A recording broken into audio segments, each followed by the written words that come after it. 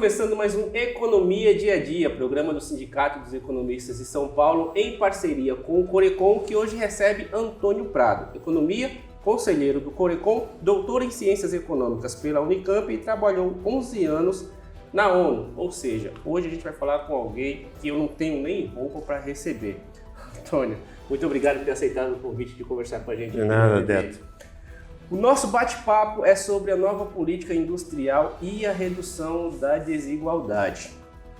Bom, o governo lançou recentemente essa proposta, gerou muita repercussão negativa, eu acho. A gente até conversou antes de começar a gravação, que acho que muita gente nem leu a proposta antes de começar a criticar. Eu queria que você falasse um pouquinho sobre essa nova proposta que foi apresentada aí pelo nosso vice-presidente. Olha, em primeiro lugar, é necessário ressaltar a importância de ter uma nova política industrial, não é? Porque nós, desde a década de 80, basicamente, a nossa produtividade industrial vem caindo, não é? Nós não estamos convergindo para os níveis de produtividade de países como os Estados Unidos, por exemplo. Nós estamos nos afastando. E para que esse tipo de espaço, né, que existe entre a produtividade nos Estados Unidos e nos países desenvolvidos em geral, né, e no Brasil diminua, é necessário ter uma política orientada para isso, né?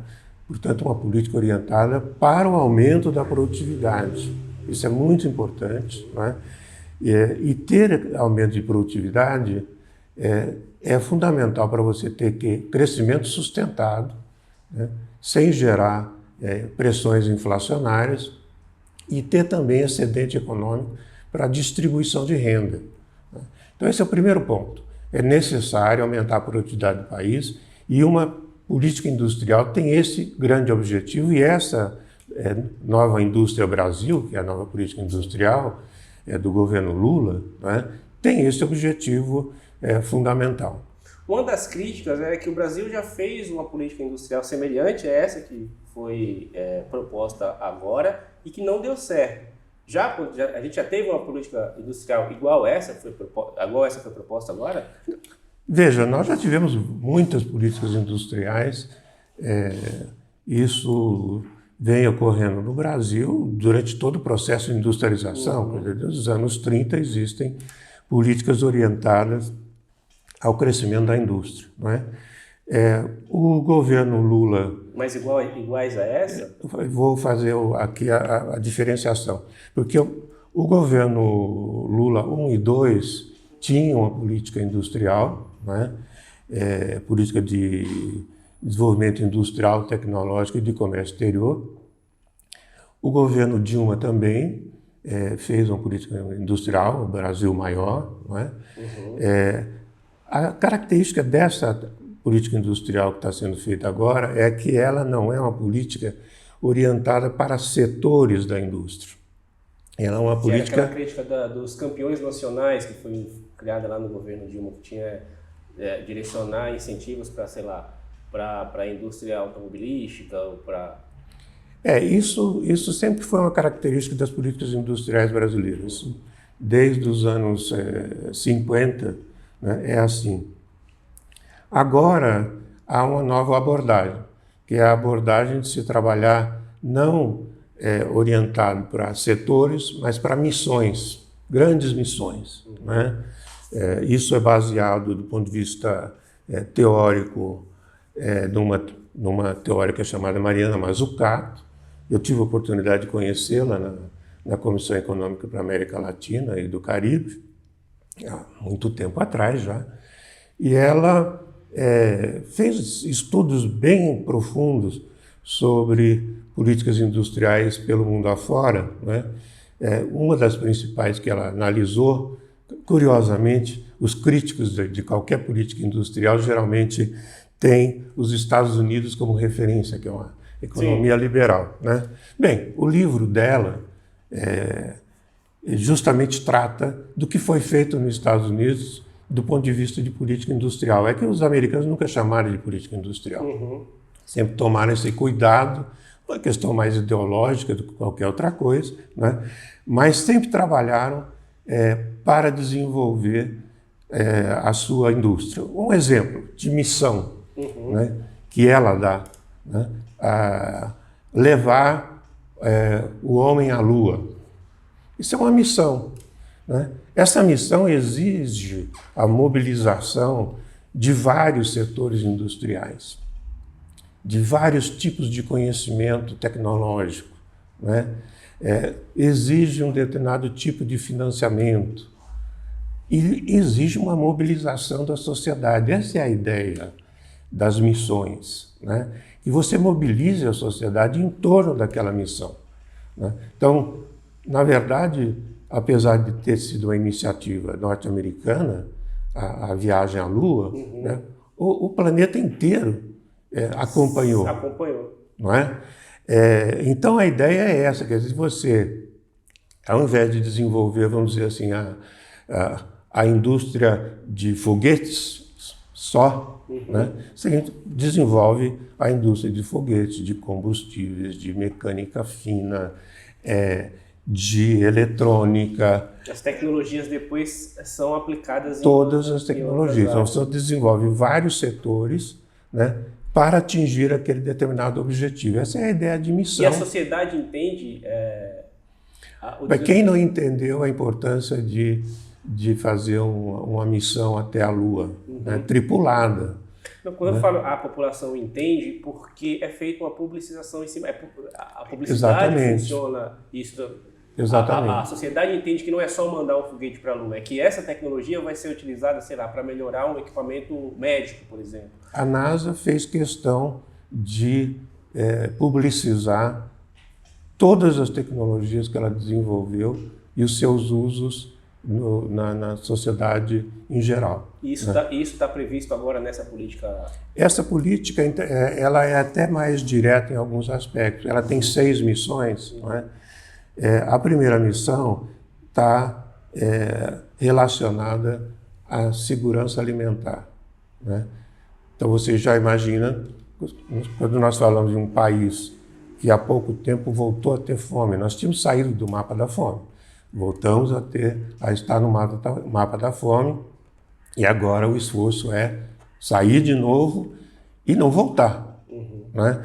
Então a primeira missão é estabelecer a capacidade de produção de alimentos de forma sustentável, do ponto de vista econômico, social e ambiental, que é a definição da ONU para sustentabilidade, né, do desenvolvimento, e com isso garantir, né, a segurança alimentar da população brasileira. Essa missão, ela quer aumentar a produtividade da produção agrícola, né? Mas ela tem um aspecto muito importante, né? Que é aumentar a produtividade da agricultura familiar. A agricultura familiar, né, ela representa mais ou menos 1/3 da produção agrícola em valor, né? Mas ela tem importância fundamental na produção de feijão, de mandioca, de leite, não é? De aves, de suínos, não é? De uma série de outros produtos, não é? Portanto, quando você aumenta a produtividade da agricultura familiar, né, você aumenta a segurança alimentar, mas mais do que isso, você permite geração também de emprego, não é? Porque você vai estar desenvolvendo a economia local. Todas essas políticas, de alguma forma, estão associadas às compras públicas, não é? Por exemplo, quando nós falamos da agricultura familiar no Brasil, e eu vi isso na FAO também, né? O Brasil tem um programa muito importante de compra de alimentos para alimentação escolar. A merenda escolar, sim. A merenda escolar, né?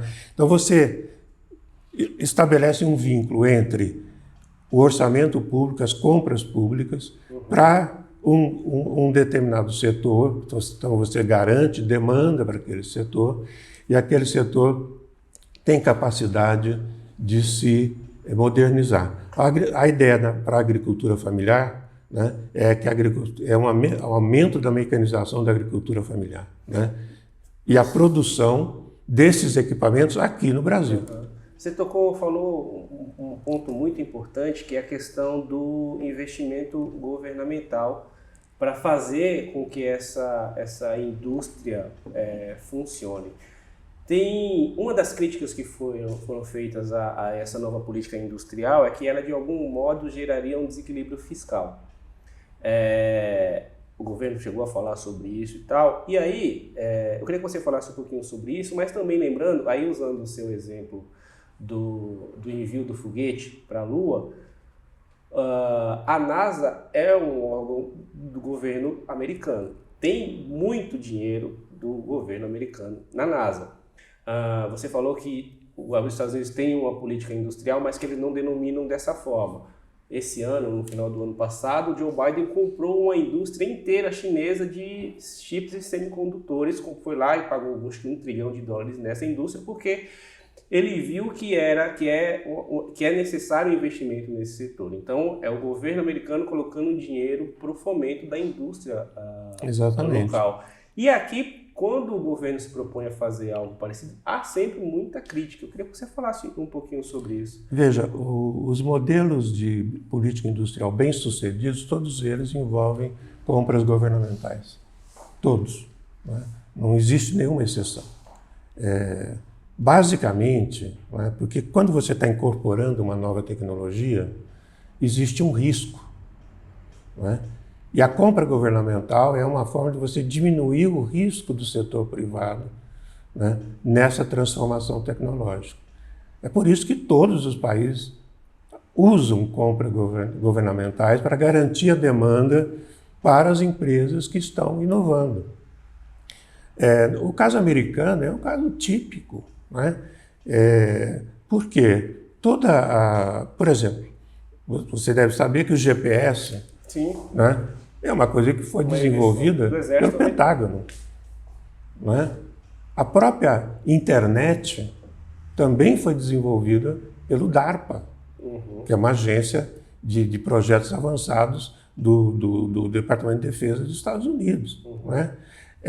Tudo isso feito, a robótica também, tudo isso feito de que forma? Né? Com o governo sinalizando que vai financiar e vai comprar, né, os bens produzidos por essa indústria. Exatamente o que está previsto agora no Nova Indústria Brasil, né, fazer esse tipo. Nós já tivemos esse modelo no Brasil. A Embraer é um exemplo. Bem sucedido, né, tão bem sucedido. A Embrapa? Né, a Embrapa. Né, a Embrapa é pesquisa, né, a Embraer é pesquisa e indústria, né, e se desenvolveu assim. Essa política industrial que está aí, ela considera a experiência de todas as políticas industriais que nós já tivemos, as também de fora do país, né? E tentando, evidentemente, corrigir erros que podem ter tido. Uma coisa importante, né, é monitoramento. Toda política pública, não é só política industrial, toda política pública, ela tem que ter um monitoramento. Né? E aí eu vou te falar uma questão da crítica em relação à questão tributária. Né? Vou te dar um exemplo, está em debate agora, a questão da desoneração da folha de pagamento, dos 17 setores. Né? Qual é a retribuição social, as contrapartidas, a contrapartida desses 17 setores? Eles não geraram emprego, que era um compromisso, né, de, pelo menos, não demitir. Demitiram, com certeza. Né? Eles não reduziram preços, eles não aumentaram investimentos, né? E tampouco geraram inovações. Não tem retribuição para a sociedade. Então, tem setores que criticam, de repente, uma política industrial dessa natureza e olham com a maior complacência, né, a entrega de recursos públicos, né, para setores que não retribuem e não tem monitoramento. Né? Então, essa política industrial, por exemplo, tem previsto um monitoramento, né? O que vai ser feito, quais são os objetivos, quando alcança. Ela é uma política que tem um prazo até 2033, são 10 anos a partir de 2023, quando ela começou a ser discutida. Não é? Dentro desse prazo, essas missões têm alguns grandes objetivos, com metas. Então, estão aí as metas. São genéricas como as missões são genéricas. Mas é claro que você, a cada uma delas, né, você pode detalhar à medida que você vai financiando os projetos. Eu sempre fico muito intrigado com uma categoria que se criou agora, que é o fã de bilionário. Tem pessoas que são muito fãs de bilionários, só que não são bilionários que necessariamente ficaram bilionários através das suas inovações ou algo assim do gênero. Vou citar um exemplo. Tem o Elon Musk. Aqui no Brasil tem uma legião de fãs do Elon Musk. As pessoas... ele é bilionário, tem os seus méritos, eu não quero desmerecer nada disso, mas as pessoas esquecem que a SpaceX é uma empresa que tem como talvez seu único cliente, ou seu maior cliente, o governo americano. Então, assim, tem dinheiro público envolvido nos negócios do Elon Musk. Se não fosse dinheiro público, ele não seria tão bilionário quanto ele é. Em todos os negócios do Elon Musk tem dinheiro público. Como em todos os negócios de grandes empreendimentos de risco. Não é? Uma coisa que a Mariana Mazzucato chama muita atenção é que na fase de maior risco de desenvolvimento tecnológico não tem como o governo não entrar. Porque o setor privado nenhum quer correr risco de você desenvolver uma tecnologia que não dá certo. A gente conhece muito a história das tecnologias que deram certo. Mas as que falharam... As que falharam não, mas e quem é que banca as que falharam? São os governos. Exatamente. A gente só descobre que o bilionário depende do governo quando a empresa quebra, né? Que aí precisa recorrer à ajuda de bancos públicos e etc, etc. Isso é um equívoco, viu? É muito grande. É lamentável que esse debate não seja feito de forma adequada, né? Um dos temas nossos aqui é a igualdade, né? Sim. A questão da desigualdade. E eu trago isso para justamente relacionar essa questão dos governos, né? A OCDE, né, reúne, com pouquíssimas exceções, que é o México, por exemplo, e o Chile, né? A OCDE reúne os países mais ricos do mundo em termos de PIB per capita, né? Quando nós medimos os indicadores de distribuição de renda, o índice de Gini é um indicador, né? Quanto mais próximo de zero, melhor a renda está distribuída, né? O que acontece na Europa? Na Europa, né, e nos países da OCDE em geral, né, antes de impostos e transferências do setor público, o nível de desigualdade, às vezes, é muito parecido com o nosso, por exemplo. Né? É depois de impostos e transferências que esse nível de desigualdade cai. O que quer dizer isso? Quer dizer que são as políticas públicas e a estrutura tributária que permite essa redução da desigualdade. É fundamental, né? E você pode reduzir a desigualdade aumentando a produtividade. Quando eu citei a questão do investimento público, citei o exemplo do Elon Musk, por exemplo, é que uma das críticas que foram feitas a essa nova política é que as indústrias que pegariam o investimento do BNDES, por exemplo, não dariam garantias, não teria garantias de retorno desse dinheiro, desses valores investidos. Olha, eu trabalhei 5 anos no BNDES. Era uma das críticas, né? Trabalhei 5 anos no BNDES. O BNDES é um banco profissional.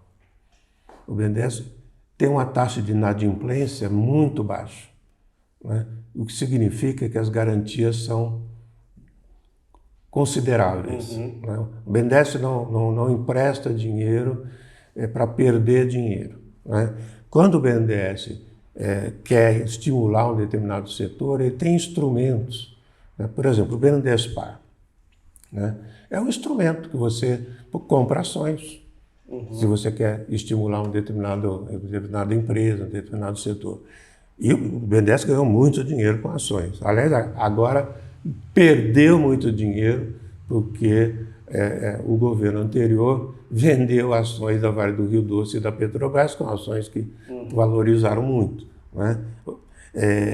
Então, essa ideia de que não haverá retorno, né, é uma ideia que não tem fundamento.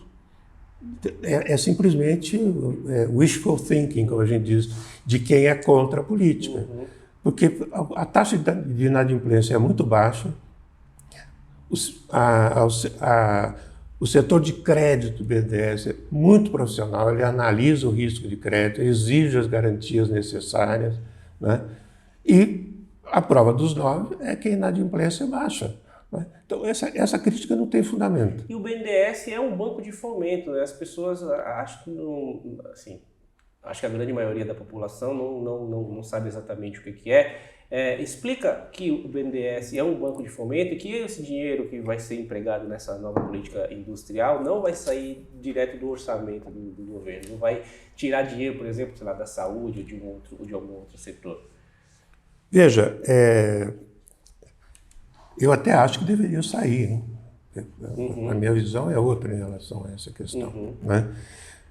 Porque nós temos condições de ampliar o funding do BNDES. No período que eu trabalhei no BNDES, eu trabalhei na assessoria da presidência do BNDES, né? O orçamento anual do BNDES era de 100 bilhões de dólares. Corresponderia hoje a quase 500 bilhões de reais. O orçamento do BNDES atual é de algo em torno de 100 bilhões. Né?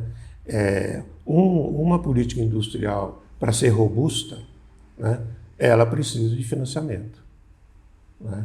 E um financiamento, evidentemente, que tenha retorno. E basta você ver os balanços do BNDES. O BNDES tem lucros durante anos seguidos. Né? Então não haveria nenhum problema do ponto de vista de retornar para o Tesouro esses recursos. Né?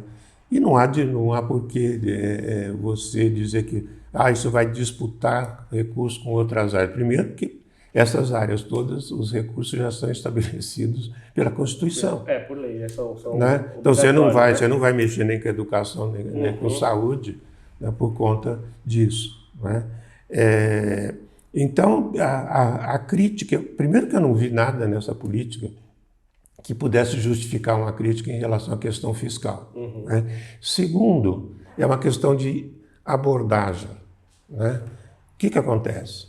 Por que o governo Lula 1 e 2 foi bem sucedido do ponto de vista fiscal? Porque houve crescimento econômico. Né? E com esse crescimento econômico, houve aumento de arrecadação. Com o aumento da arrecadação, foi possível aumentar gasto público e reduzir a dívida pública como proporção do PIB, porque o PIB estava crescendo. Qual é o grande problema dos analistas que falam que primeiro você tem que poupar para depois gastar? Né?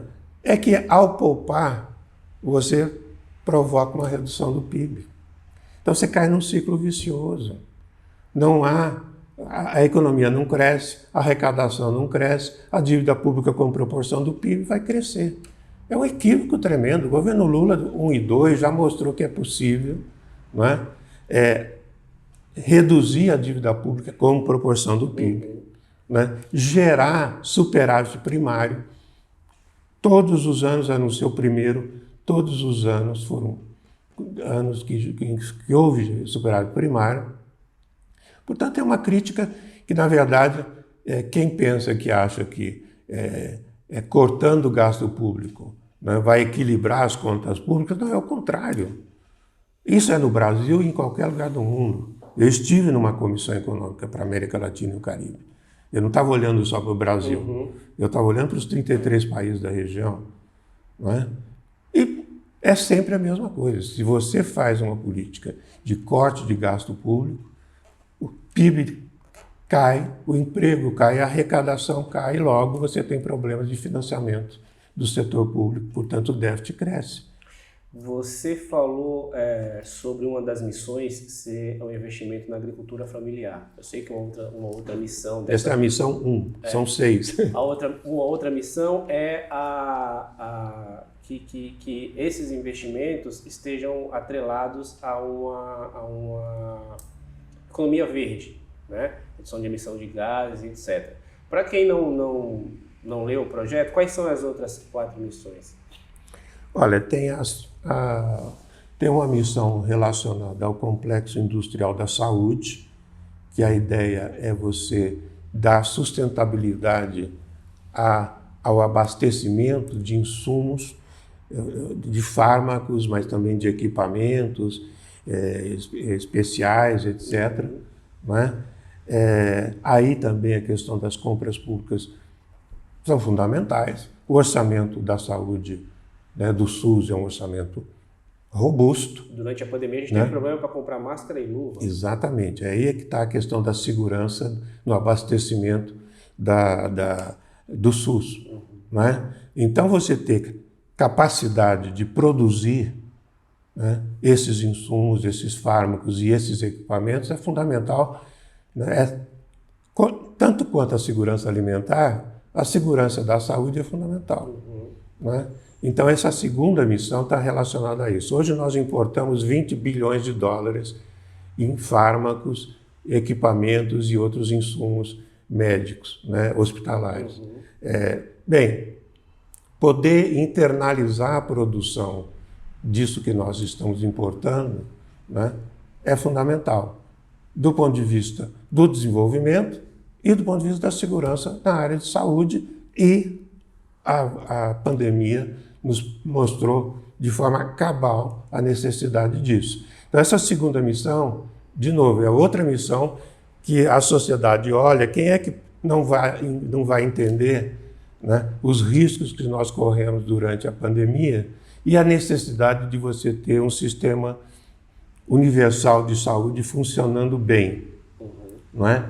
Essa é a ideia da segunda missão.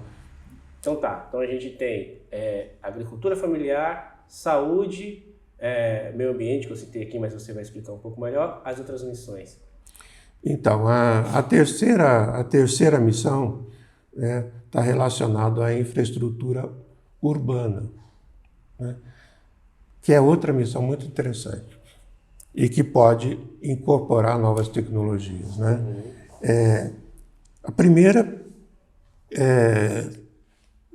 questão é a questão da mobilidade urbana. Né? No Brasil, se gasta, em média, por semana, 5 horas se transportando. Em São Paulo, são 10 horas. É o dobro. Né? Acabei de ver um levantamento sobre isso e é diferente em cada região da cidade de São Paulo. Sim. Né? Que depende da disponibilidade de transporte. Né? Ora, você investir na mobilidade urbana, né, com a incorporação de energia alternativa, no caso seria elétrica, né, você está tratando de vários temas ao mesmo tempo. Né, do ambiental, porque você está usando uma energia de baixa emissão de CO2. Né? Não é zero, porque na cadeia toda você sempre terá alguma marca, alguma pegada de carbono, mas é muito próximo, é de zero. Então aí você tem, primeiro, né, a questão de que você está melhorando a mobilidade. Né?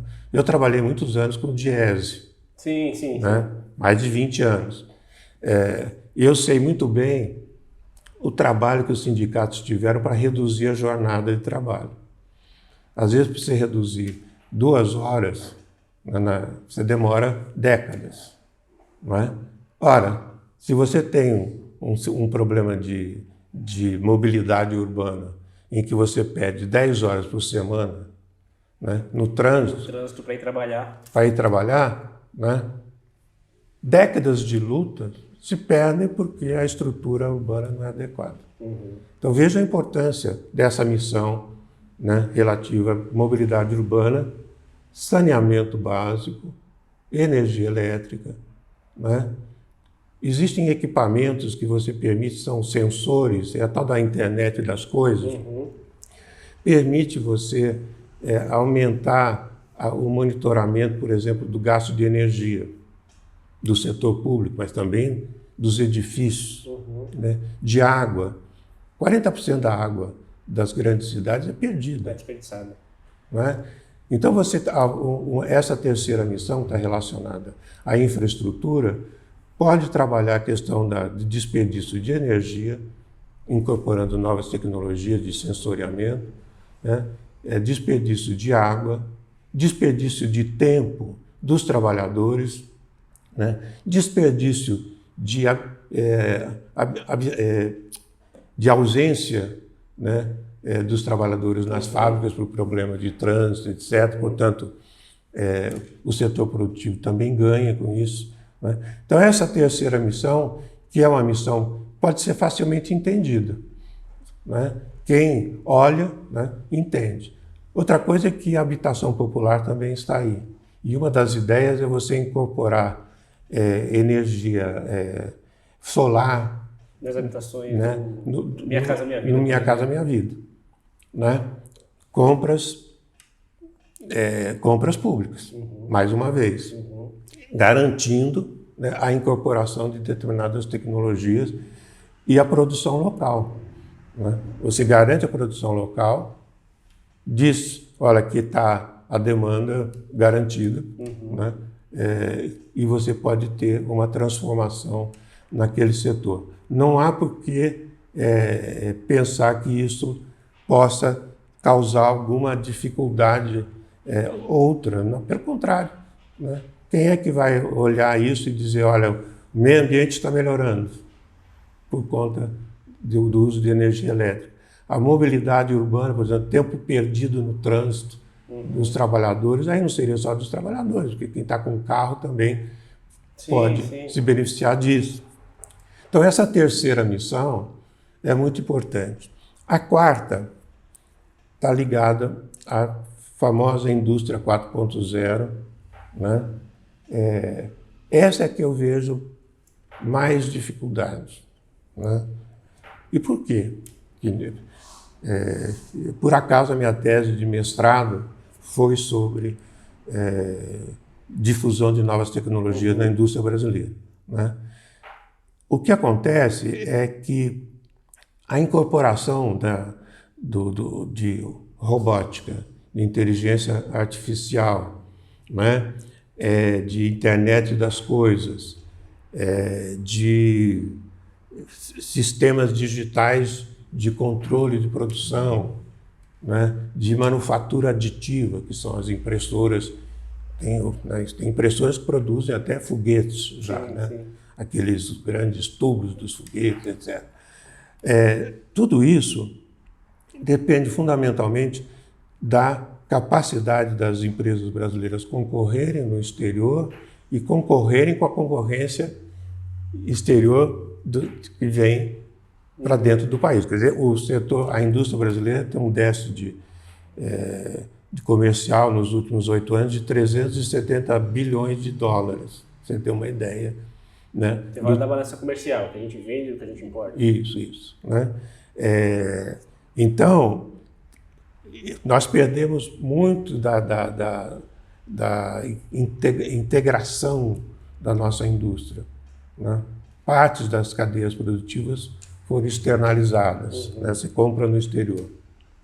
Bem, é preciso ter muita garantia para que a empresa privada faça investimentos nessas transformações tecnológicas, né? Você ter crédito é importante, é fundamental. Crédito barato, fundamental, né? Mas você precisa ter demanda. E aí não é só demanda governamental. Aí é demanda de toda a economia, né? Bem, o que determina essa demanda de toda a economia? Política monetária, política cambial, principalmente, e política fiscal. Né? Se você tem uma política fiscal de corte de gasto, a demanda não vai crescer. Se você tem uma política monetária, né, que tem um juros real muito elevado, né, você não tem estímulo para a empresa investir. Por que ela vai investir se sem correr risco nenhum ela coloca o dinheiro em títulos públicos e ganha, né, 6 a 7% real ao ano sem fazer nada, né? Então, neste caso, né, desta missão especificamente, tem várias coisas que podem ser feitas, né? Mas neste caso precisa ter uma coerência muito grande da política macroeconômica com a política industrial. E nós ainda estamos com alguns problemas aí, né? Problemas sérios. Então, fica mais difícil, né, a difusão dessa indústria 4.0, né, por conta desses elementos que são mais macroeconômicos e porque nós estamos numa fase de concorrência internacional que a gente chama de superconcorrência, né? Um dado interessante. Você sabe o que aconteceu depois da crise financeira de 2008 com as nossas relações comerciais com os Estados Unidos? Não, ok. Déficit comercial praticamente todos os anos, menos em 2010. Os países desenvolvidos transferiram para os países menos desenvolvidos, né, parte do ônus da crise. Nós tínhamos superávites, passamos a ter déficits, né? Esse é um problema. É um problema sério. Então, isso é superconcorrência. Nós estamos sendo obrigados a comprar, né, coisas que antes nós produzíamos internamente, né? Então, essa missão eu acho que é a mais complexa delas, né? É crucial e necessita dessa coerência entre política macroeconômica e a política industrial, né? A missão que você se refere da questão de, por exemplo, hidrogênio verde, né, é a quinta missão, então, bioeconomia, né, muito interessante também, né? Nós temos condições de avançar muito na produção de hidrogênio com baixo carbono e hidrogênio verde, as duas coisas, nós temos condições. Já existe equipes trabalhando nisso, isso já foi regulado, está muito avançado essa área, né, do hidrogênio verde, mas também tem de biodiesel, né? Etanol continua sendo importante, né?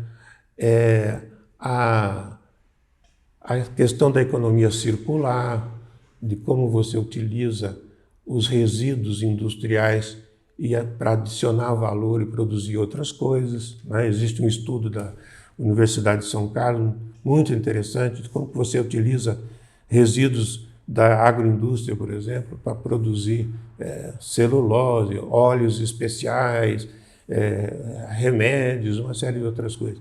Então, isso tudo tem uma grande possibilidade. A última missão é uma missão ligada à defesa, né? À indústria de defesa. E aí tem várias coisas que já vinham em andamento, né? Tem esse programa do cargueiro que a Embraer produziu, é um programa garantido por compras governamentais, né? E também por trabalho do Estado brasileiro para encontrar mercados, né? Não é só uma coisa do setor privado, principalmente quando se trata de cargueiro militar, né? A empresa vai lá sozinha, não. Toda a indústria militar do mundo, os estados nacionais apoiam, né, no comércio exterior. Então, nós temos o caso da Embraer, que é muito bem sucedido, né? Isso vai continuar. Tem a questão dos submarinos, né? Tem a questão do reator nuclear pequeno, né? Então, a indústria de defesa, né, é uma indústria que depende fundamentalmente de compras públicas, evidentemente, né, e que tem um campo muito grande para avançar, e nós temos o que defender, né, principalmente a nossa plataforma marítima, né, por causa do petróleo. Sim, sim. Agora, Antônio, para a gente seguir para o final, 10 anos é suficiente para a gente já ter um panorama de se essas missões funcionaram, se esse projeto de reindustrialização funcionou?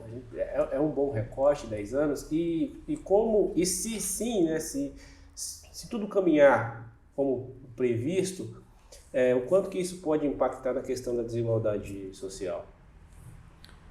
Olha, há 10 anos, se você faz um monitoramento, dá para saber que você pode estabelecer os indicadores, os principais indicadores. Um indicador é a produtividade. Uhum. Né? Isso você pode acompanhar, inclusive, setorialmente e tal. Né? Então, é possível fazer esse acompanhamento. Né?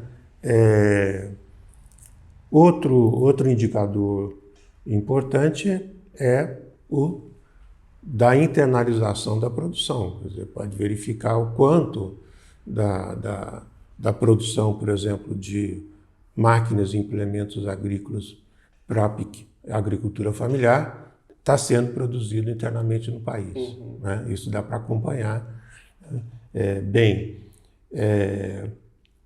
E você pode também ter indicadores, né, de digitalização da indústria. Né?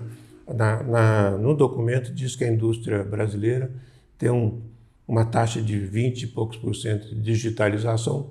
Eu não conheço a metodologia, né? A minha tese é sobre esse tipo de coisa, então você tem várias formas de medir isso, precisaria ver, né? Eu até acho bastante, se for de 20%, mas a ideia é dobrar a digitalização em 10 anos. Né? Então, eu imagino, né, que o CNDI, o Conselho Nacional de Desenvolvimento Industrial, né, vai estabelecer justamente essa matriz de indicadores de acompanhamento, de monitoramento. Uhum. Né? Isso é importante. Como eu já disse, não é só para a política industrial. Qualquer política pública tem que ter isso. Né? As políticas que não têm isso dão no que dão no caso da desoneração dos 17 setores. Você desonera, recebem bilhões e bilhões de reais, né? E depois para reonerar... Sim, claro. Isso é sempre uma dificuldade. Né? É sempre uma dificuldade. Então você tem que monitorar, né? E ter, evidentemente, alguma forma de punição para quem não cumpre. Então 10 anos é um bom recorte para... 10 anos, sim. Geralmente, essas coisas são feitas em uma geração, são 25 anos. Uhum, né? Tá? Mas é muito difícil, em economias como a nossa, né, em sociedades como a nossa, né, sociedade democrática, é muito difícil estabelecer planos de longo prazo. Né? Então, existem, por exemplo, a Europa, os planos da Europa são de 5 a 6 anos. Quando a Comissão Europeia estabelece seus planos, são 5 a 6 anos. Né? A Europa começou no início da década de 90, né? Então são mais de 30 anos, né, em que eles vêm trabalhando políticas industriais, política de desenvolvimento regional. Né? Portugal e Espanha eram países com desenvolvimento médio. Uhum. Hoje são países com alta renda. Né?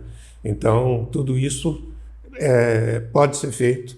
10 anos é razoável para você fazer essa avaliação, né? Mas tem que ser feito. Essa é a minha opinião, tem que ser feito. E o quanto que isso pode impactar nos indicadores de desigualdade? Então, o aumento da produtividade é muito importante para isso. Né? Uma das teorias da CEPAL é que a desigualdade é explicada, entre outras coisas, né, pelo que é chamada heterogeneidade estrutural. É um conceito bem amplo. Quer dizer o quê? Quer dizer a grande diferença de produtividade entre os setores e intrasetores. Né?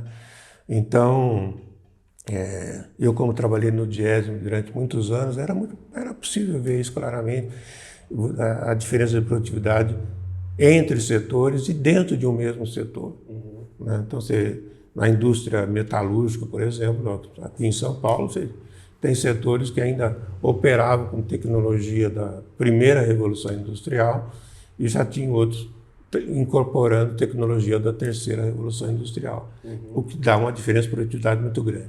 Ou seja, primeiro você tem que ter crescimento de produtividade, segundo você tem que ter sociedade organizada para disputar esses ganhos. Não é? Isso é muito importante. Mão de obra qualificada, a gente está falando. Mão de obra qualificada e sindicato. Sim. Entendeu? Sindicato.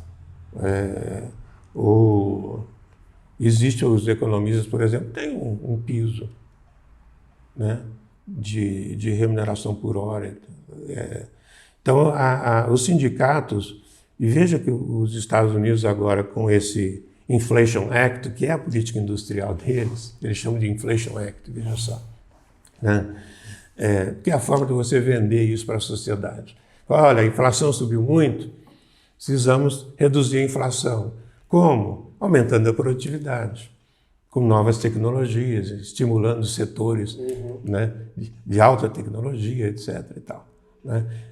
E, ao mesmo tempo, eles também começaram a dizer, olha, os sindicatos são importantes. Por quê? Porque se o sindicato não disputa o ganho de produtividade, a empresa incorpora totalmente nos seus lucros ou em alguma outra estratégia que ela tenha, né? Isso é uma forma. A outra forma é a tributária, sempre foi. É o exemplo que eu dei da OCDE e da Europa, né? Por isso que a discussão da reforma tributária é tão importante, né? Não é só a simplificação que foi feita agora. Nós precisamos discutir a estrutura. Nossa estrutura tributária é regressiva. Regressiva quer dizer o quê? Que quem ganha menos paga mais. Quem ganha mais paga menos, né? E no Brasil tem escândalos nessa área. Por exemplo, né, lucros e dividendos são isentos de imposto de renda. Só o Brasil e acho que a Albânia, não sei, são os países que fazem esse tipo de isenção. Não tem o menor sentido. O menor sentido, né? Então, um professor, né, paga 20% de imposto de renda, né? E um bilionário, os famosos bilionários, não é à toa que ficam bilionários, eles sabem fazer lobby. Sim, né? sim. Né? Não pagam, sei lá, imposto de renda sobre os dividendos que ganharam, por exemplo, com ações da Petrobras nesses últimos anos. Por isso é importante a taxação dos dividendos, a taxação das offshores. Isso faz parte do processo de distribuição de renda. Quer dizer, quando você tributa, né, lucros e dividendos e utiliza esses lucros e dividendos para o SUS, por exemplo, né, ou para financiar a agricultura familiar, né, ou para melhorar o transporte urbano, né.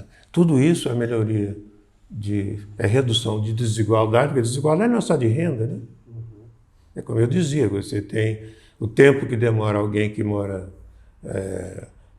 sei lá, no Grajaú, né, para chegar no trabalho, é o dobro de quem mora aqui na Vila Matilde.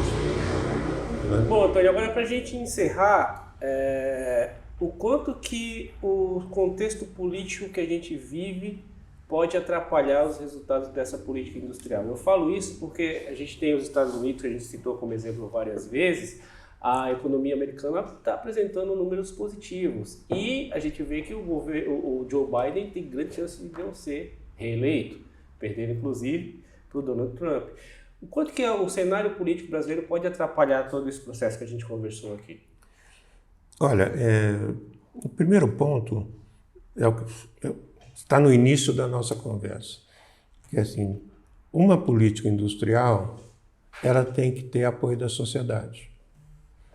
A sociedade tem que entender, né, até onde essa política industrial quer chegar, que benefícios ela traz. Saber comunicar é sempre importante. É fundamental. É fundamental. Né? Então, essa política industrial ela foi feita, e está sendo feita, porque ela ainda está em processo de discussão, né, pelo Conselho Nacional de Desenvolvimento Industrial, que tem vários ministérios e tem 21 representantes da sociedade civil. Estão lá as centrais sindicais, está lá a CNI, né, e vários outros setores.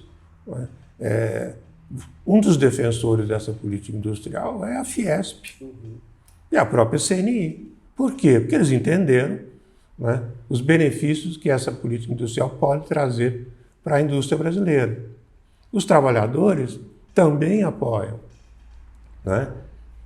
Fizeram algumas sugestões adicionais, né? Por exemplo, a questão do desenvolvimento regional, quer dizer, que isso não se concentre apenas no sudeste do país, mas que se distribua. Né?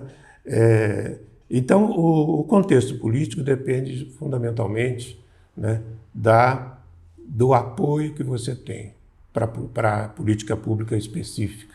Né? Do ponto de vista das dificuldades com o Congresso Nacional, tudo isso se negocia, vem sendo negociado. Sim, sim. Né? Existe uma série de problemas, mas é uma característica de uma democracia. Claro. Você vai, negocia. Né? A nossa democracia é bastante imperfeita, é verdade, né? Do ponto de vista da representação. Né? A representação no Congresso Nacional é maior de setores que têm pouca importância ou menor importância proporcionalmente na sociedade brasileira. Né? Então, tem mais empresários do que trabalhadores, Sim. Tem mais pessoas brancas do que negros, tem mais homens do que mulheres, não é? Tem mais pessoas fazendeiros do que trabalhadores rurais, né? ou pessoas de movimentos sociais urbanos. Percebe?